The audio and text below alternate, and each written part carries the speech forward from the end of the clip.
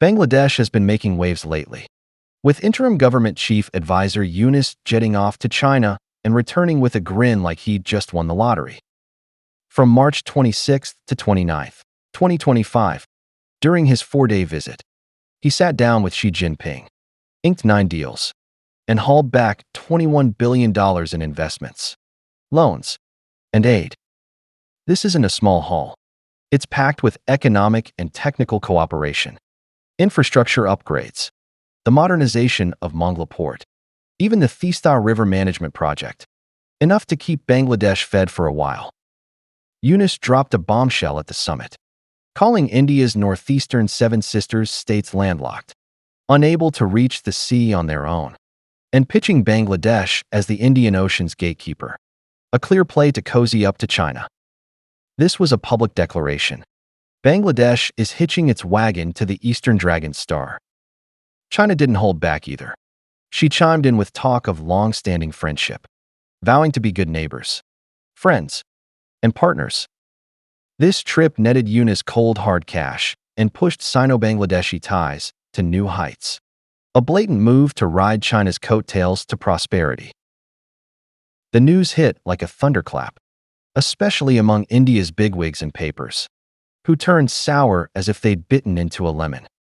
The Hindustan Times scrambled to report that Yunus had wanted to visit India first, only for New Delhi to snub him, leaving Bangladesh no choice but China. First Post went overboard, hollering that Yunus had sold out India's Seven Sisters, framing it as China's opening salvo in South Asia. Indian economist Sanjeev Sanyal took to X with a snarky jab, questioning what Yunus meant by calling 7 Indian states landlocked, hinting at Chinese meddling in India's turf. Talk about a fragile ego. They're sticking their noses everywhere. Bangladesh isn't digging trenches in your backyard or threatening to blow up the Siliguri corridor. So why the meltdown? The Seven Sisters are your own patch. Whether they're landlocked or not is hardly Bangladesh's business. And if you can't secure that measly Siliguri corridor, don't cry when someone points it out. Keep acting up, and you might just catch a beating one day. Too late for tears then. Economically, Bangladesh turning to China makes perfect sense. With a population of 170 million, its youth bulge is off the charts. Unemployment's through the roof. Nearly 40% of young people jobless. Without industrialization, how do you defuse that ticking time bomb? India's in the same boat. Population exploding. Jobs scarce. But Modi botched manufacturing. All that "Make in India" noise amounted to a handful of factories, while the world's back-office crown slips under AI's shadow. With US-China rivalry heating up, India's caught in the middle, its room to maneuver shrinking fast. Yet Indian media and the BJP play blind, peddling inflated cow-dung GDP stats to fool the masses, crowing about being the 5th largest economy while conveniently ignoring they've been booted from Industry 4.0 and AI's cutting edge. Bangladesh picked a different path, latching onto China, the world's factory, with cash, tech, and infrastructure in spades.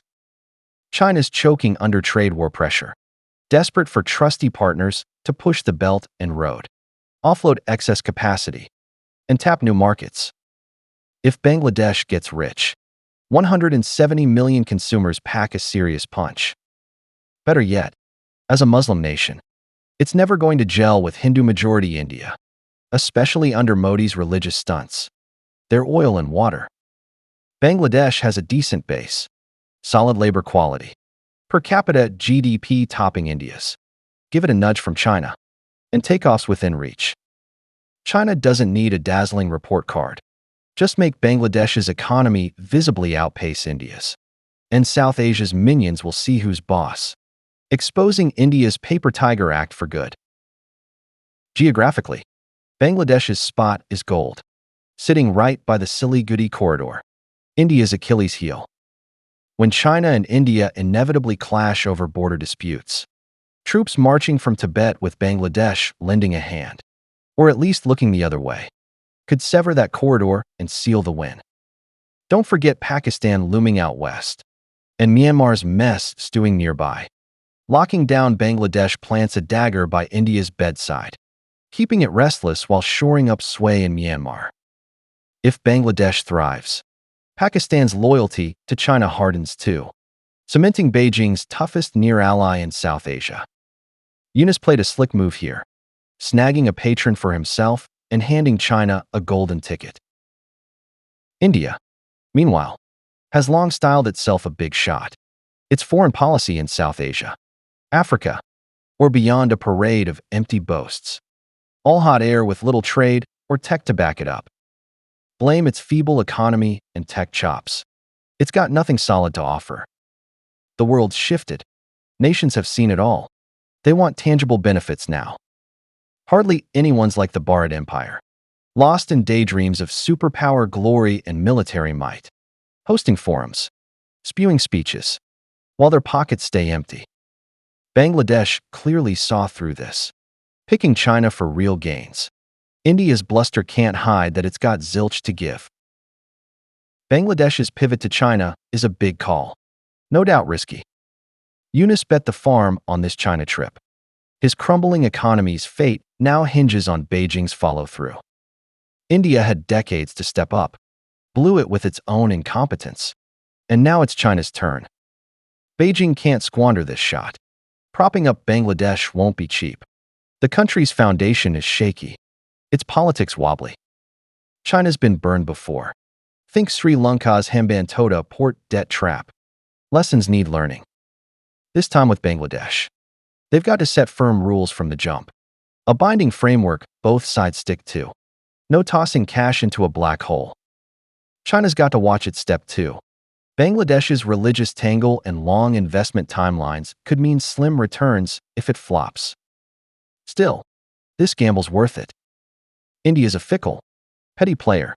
Give it a chance, and it'll still stab you in the back. Reasoning with it pales next to dangling a sword overhead. Team up with Bangladesh, and India's forced to think twice. Last word to India's media. Quit griping about Bangladesh picking China. Poverty, arrogance, and ignorance won't prop up your superpower delusions. If Bangladesh surges ahead with China's help, leaving you in the dust, that's humiliation squared.